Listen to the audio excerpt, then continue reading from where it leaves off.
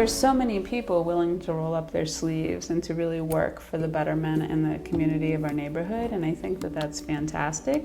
And I mean, maybe I'm not privy to all that knowledge because this is where I live and this is what I know, but I do feel that when folks come from other parts of the city, you know, and I talk to them about our neighborhood, and we have this council, and we have this fundraiser, and we have these tours, and you know, I work on the Gazette, and like your neighborhood has a newsletter. You know, there's a lot of kind of perks you know that we have that I would assume a lot of communities would really benefit from if they kind of adopted our civic council model, if you will. You know, we mentioned at the beginning of the interview, we lived on Western Avenue, just next to the the duplex that has been vacant for a very long time. And when we lived there, you know, there were people like hiding in the weeds in the back, and there was just kind of, you know, some shady stuff going on around there. And it was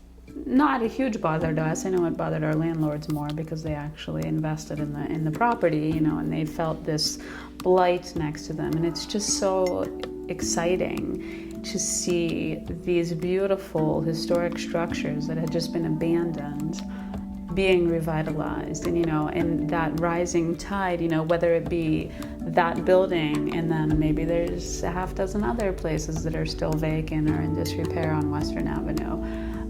You know, and I don't want the neighborhood to lose character. One of the things that's really nice is there is like a great bit of diversity, both in the people who live here, the people who come here, who work here, who go to the places on Western Avenue, you know, for food or entertainment.